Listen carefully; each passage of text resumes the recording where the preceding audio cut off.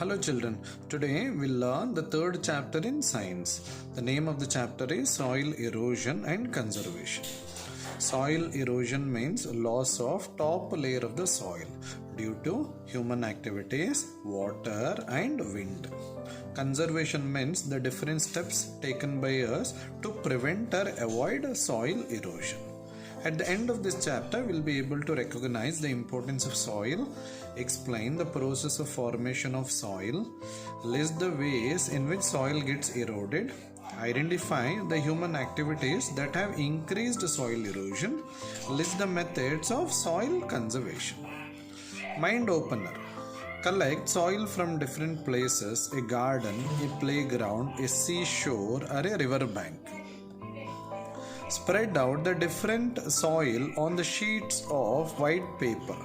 Look at them through a magnifying glass. Magnifying glass means it will make the object to look bigger. That is magnifying glass. Examine the color, size of particles and presence of dead leaves or insects. What similarities and differences do you find in the different samples? So these are the soil samples that we have considered: garden, playground, seashore, river bank. Garden and playground. The soil will be somewhat similar. Garden will contain even the presence of dead leaves or insects, especially garden soil. Even the playground soil also may contain that. And usually color of the soil will be little darker, especially garden soil and all. Somewhat little blackish in color it will be, because it contains humus. Humus means the waste from the plants, the plant waste. So after they get collected on the ground, they decay. Decay means they break down to form a very fine soil, which is called as humus. It's very good organic manure. Okay, even there may be humus collection on the playground soil also. So these two soil are somewhat similar, garden and playground soil. Whereas seashore and a river bank, so these two soil are somewhat similar. So they are actually made up of sand particles. They are made up of sand particles. Even they also contain a fine sand called silt, S-I-L-T. So in that way, there will be difference between the soil that we collect from different places. The upper layer of the earth is mostly soil. The top layer of the earth is made up of soil. The top layer of the earth is called earth crust. It is mainly made up of soil and rocks.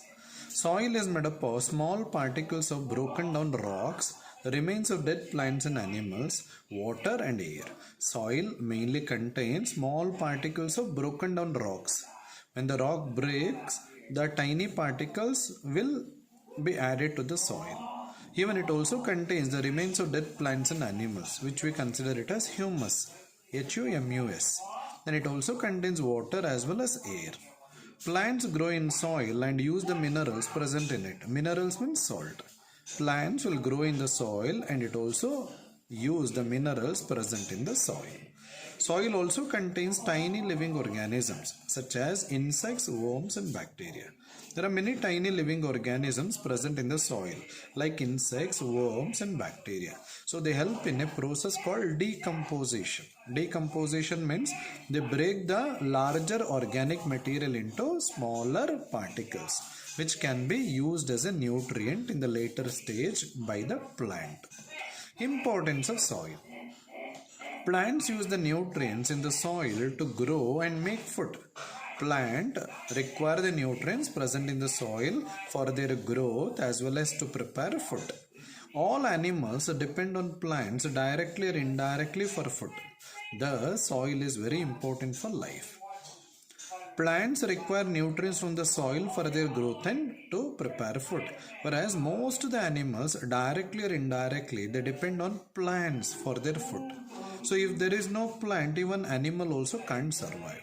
The soil is very important for life, for living organisms. Many animals live in the soil. So there are many animals which live in the soil. Rabbits, ants and earthworms are examples of animals that make their home in the soil. So rabbits they live in burrows in the soil. Ants, they make ant hill and they live. Earthworm also, they are present in the soil. They make soil as their home. We use products from the soil to build our home. We use products from the soil, like cement is made from soil, especially clay. So clay is one of the raw material to make cement. Even we make bricks also. Bricks are actually made from soil. So we use the products that is made from soil to build our homes. How is soil formed?